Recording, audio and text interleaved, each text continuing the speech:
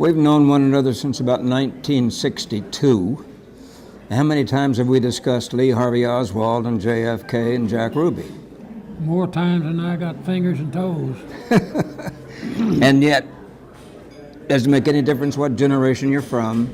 There's always something new that's never new.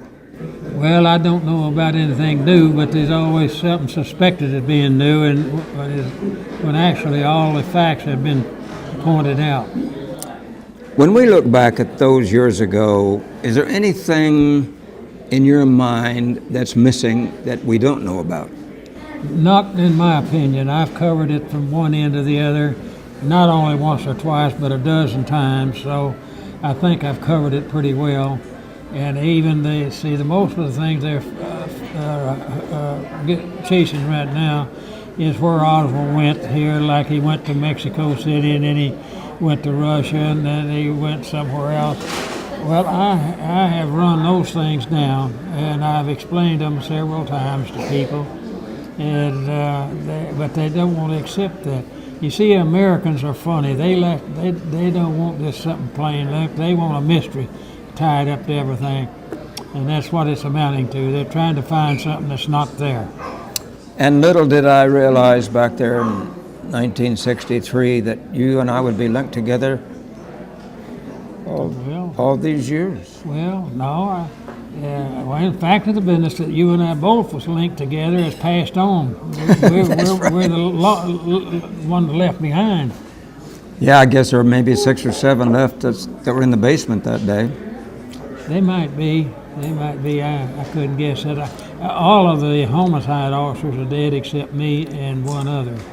And I think Ainsworth's still alive, and Huffaker and me and 2 others. That's it. Yeah, that's about it. There might be some others that I know, but I can't think of them offhand. And little did I realize that when Eva Grant called me to write the press release, the FBI never talked to me, and Ferris Rookstill thought that was kind of strange because I wrote the press release for Eva. Yeah. And Jack was looking for me that night. Yeah. And did you know he was looking for me? Well, no, I didn't know it that night, but I heard of it the next day. And then you used to brag on me quite a bit about my source in the homicide. Well, yeah.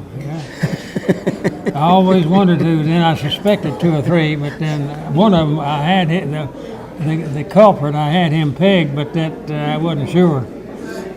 Well, we go back to that evil time, and yet you go back to 1941, December 7th, 1941, and it's very unusual, Jim. Not only are you my hero, but you're the hero of a lot of Texans, a lot of Americans, to think that not only did you investigate JFK and the shooting of J.D. Tippit, but you are also a survivor of Pearl Harbor, and there aren't too many of those around either. They're getting fewer all the time. We tried to have a 75th anniversary back this last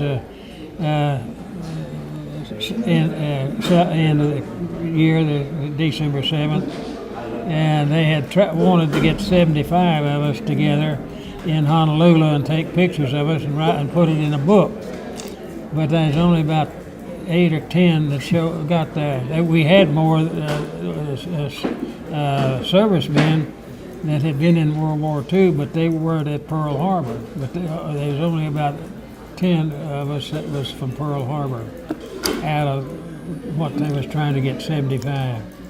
After all the things you've done and covered, is there anything that Jim Leavelle would like to be remembered for after all of these years of JFK and Pearl Harbor? Well, Lord, I don't let those things bother me because I never think about them. But I would guess that if I am be remembered, it would be for the Pearl Harbor and the Kennedy assassination thing. One thing that I want to finish with, things have changed so drastically in our society, in our lives. What is your opinion of the future of this country?